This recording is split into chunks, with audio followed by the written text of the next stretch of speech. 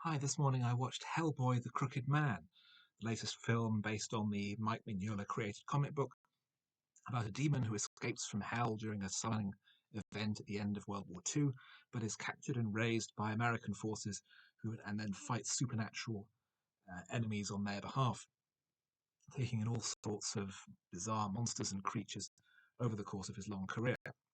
We've had three previous movies, of course, the two generally successful ones, directed by Guillermo del Toro and starring Ron Perlman.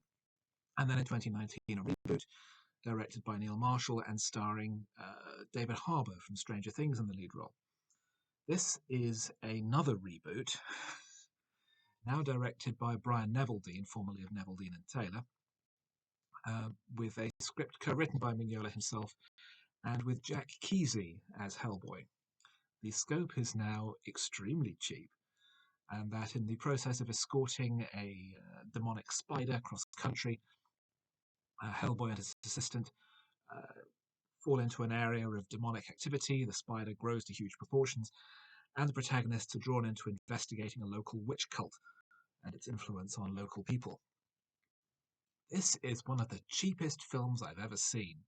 It's very, very unimpressive, and it's very obvious that Millennium Films, which owns the rights to Hellboy, has clearly made this solely so that they can retain those rights. They have no interest in actually making a proper movie, because if they had, they'd have actually cast people in it who anyone would have heard of. The only actor in it whose name I recognise was Joseph Marcell, who plays the local priest because he played Geoffrey in The Fresh Prince of Bel-Air and had a brief role in Doctor Who in 1988. Kesy is entirely adequate in the role. It's quite a demanding role in general because of the amount of prosthetics required to wear, so well done to him on getting through that. But there's really very little here of any interest. The film is barely coherent. It looks incredibly cheap. It's all filmed out in the woods in the middle of nowhere.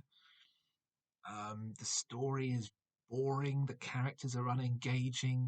It's just incredibly dull and perfunctory. It doesn't even have the energy or the joie de vivre of Roger Corman's 1994 version of Fantastic Four, which had exactly the same purpose. It was made solely so that the producers could retain the rights. But that at least had some energy, some enthusiasm, some creativity, and a bit of lightness to it. Here it's all very drab and grey, and no one cares. No one's really making much of an effort. Everyone seems to know that this is being done solely to retain the rights, and the result is sloppy and unengaging and uninteresting and boring. It looks like crap. The story is, as I say, borderline incoherent and generally dull. I didn't care about anything that was going on. Um, and it just looks so cheap. Filmed out in the forest in Bulgaria somewhere as a substitute for anything. There's no attempt to bring any kind of value to the screen. All we get is some very ropey CGI and the Hellboy prosthetics, which, as I say, in fairness, don't look that bad.